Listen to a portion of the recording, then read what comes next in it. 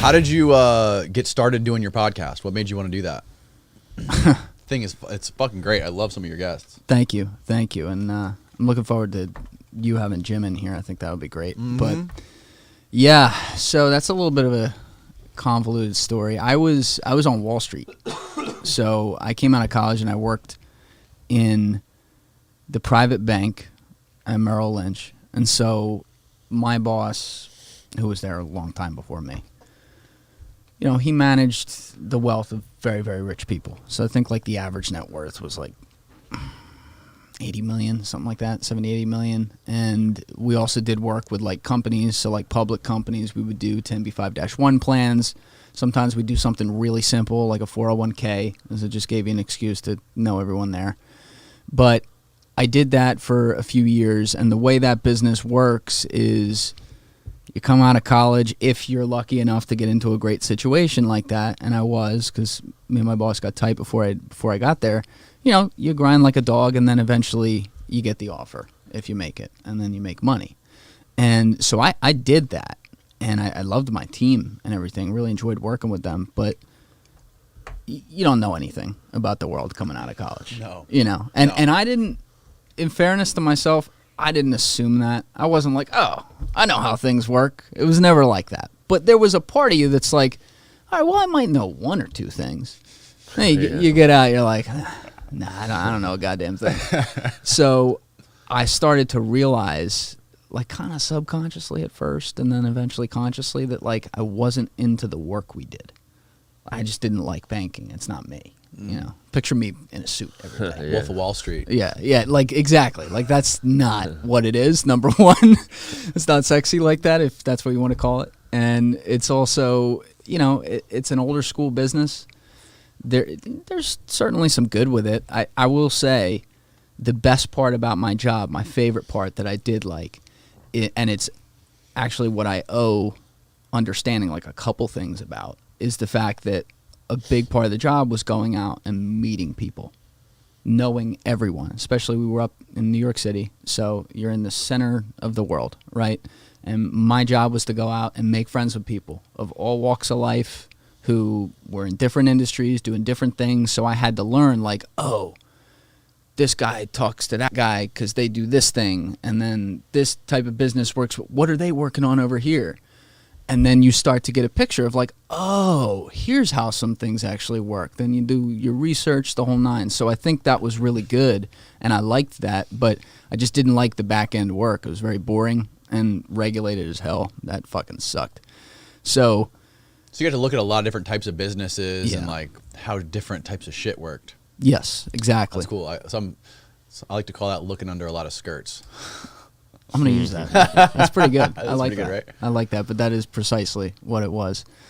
But yeah, so I was doing that, and I got to a point, as you were asking me like how the podcast happened, I had started to broaden my horizons a little bit along the way, and I started probably in like late 2017, pretty early actually. I started like having some side LLCs that I do with people, nothing crazy, like not real companies, but stuff like we work on little projects. And I started to realize like, I had always been a more creative person. Banking is not very creative in most ways, right? That was not my cup of tea. And so I was like more passionate about some of the little work I would do, like writing stuff, coming up with things, thinking outside the box. And so I was thinking I wanted to go towards something like that. And then it got to the point where I was going to get that offer. And I did. And my boss, again, like to this day, very close with the guy, I was like, holy shit. If I say yes to this, I'm committing for the next 5 years minimum. Now, hypothetically, I could have said yes, collected a paycheck for 3 months and bailed. But like, that'd be a douchebag thing to do. Yeah. Like, I love this guy. I'm not going to do that to him. So he was like saying, like, come in the inner sanctum, pretty much. So I'm like, okay, I got to say no to this, which obviously I think he might have seen it coming a little bit, but it was still very sad, obviously. And it was kind of sad for both of us. But this was later stages of 2019. And so he said to me, he's like, all right, look, you're still getting some of the salary from the company. Chill out, you know. This is going to be an industry shift for you. Didn't know what I was going to do yet. He's like, hang here. You do good work on the back end. You make your money to pay your bills, and you figure it out, and we'll get you on your way. I'm like, great. So I went into the process of doing that. And not probably. It was January 26th. It was the day Kobe died. I remember that. No but way. Yeah, it was like kind of weird thing in life. But I went to do a little media work for my friend Ty for his lacrosse company. He just wanted me to go there and like interview the founders afterwards. Like pretty easy stuff. And it was a weird day because Kobe died. You know, that was like I've never been affected by a celebrity death. Like That was even a Sunday, wasn't it? Yeah. It was like even like when Whitney Houston died, who I was a huge fan of, I was like, wow, that's so sad. And it was like heartbreaking. But then like, you know, you go to the next thing. The Kobe thing was weird, wasn't it? The Kobe was weird. And I just had like the weird, because his daughter died too. It's just a weird day. So There's a whole chopper full of like a bunch of the teammates, a bunch of her teammates, I think it was like 9 people, something like that. And there was even a report. I remember that afternoon when I was going to the job, there was like a report that like his whole family was on there. And I'm like, oh my God, you know, there's some things it's like, it's just a little bigger than everything That else. was weird because it was like, there's no way a dude like him could get in a freak accident like that. I know. You know? It's like Kobe doesn't die. Right. Yeah. Like it's Kobe. I'm like, And dude, how weird was it the night before that they interviewed him about, what were they interviewing? Or they were interviewing LeBron. Was it LeBron or was it him? LeBron passed him the night before. They were in the same arena, right? And they were like, No, but he sent a tweet. He had been in the same arena with him, I think maybe a week before. Mm-hmm. But then he sent out like the congratulations tweet at like 1 a.m. or something. oh, LeBron passed him. That's what happened. Okay. right Dude, before. how fucking crazy is that? It's just wild. That's weird, man. I still can't wrap my head around that one. And if you would have told me that this was not going to be a top 3 story of the year, I would have looked at you like you were nuts. And it probably, I mean, it might be number 3, but like, you know, the pandemic hit and all this other shit and the election and everything, like all this shit happened. So it's almost like it feels so much like it was so much longer ago than it actually was. But I remember that because I was at, you know, not to make it about myself at all, but it was like a weird day. I'm like, look at us. We're doing stupid fucking media work here. You know what I mean? Like, this is just, like, what even is this?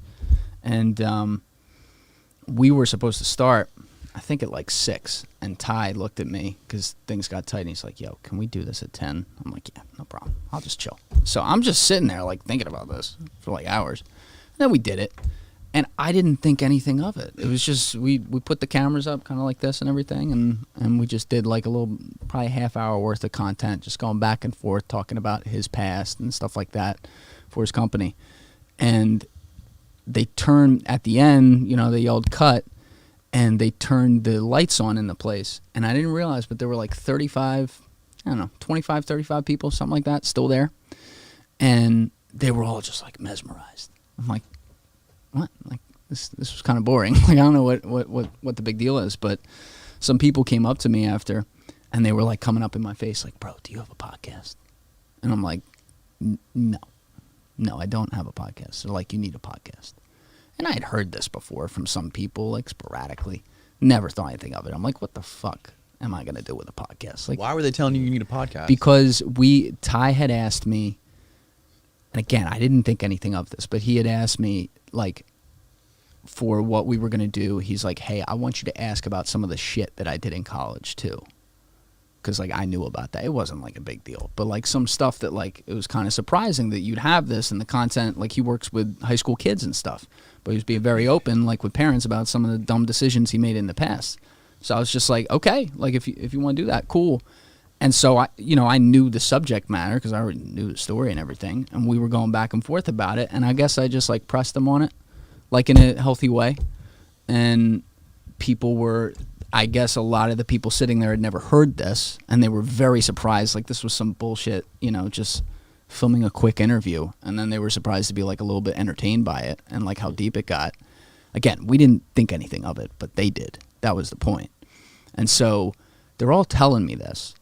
And this is happening while all came together because it's happening while I'm on the job trail, getting my ass handed to me, because I was a banker, right? And now I'm applying. You know, my resume might look decent, but like I'm applying for a job to be like a creative somewhere. And some of these recruiters, I mean, when I tell you I was going for the bottom tier jobs, I was going for jobs that paid $35,000 a year in New York City. Like I was not going for anything that had anything that I wouldn't have to completely prove myself. I'm like what? Like what? What was one of the jobs? I can't even remember, man. I think I looked at like something as simple as like content manager. Like okay, like ad agencies and stuff. Yes, all in marketing. Because I'm like, well, I'll dip my toe in the pool over there and figure it out, right? And I'm like, I'll start at the lowest possible job possible just to get my foot in the door, and I'll take care of the rest, right?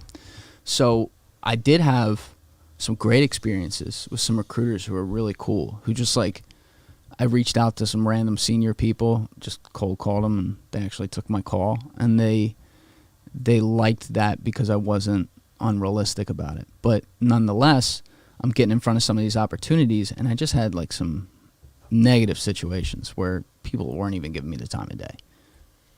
You expect that when you're getting it at every single stop. You feel like your whole life's a failure. It's a natural human thing. So this is all happening, and then this thing happens, and people are coming up and telling me this thing, and it's this weird day where Kobe died, and like your head's all over the place. And so I had to drive home late at night, like an hour and a half, and I just drove home in silence. And I'm very glad I didn't actually think about this, because all I did was I was like, fuck it.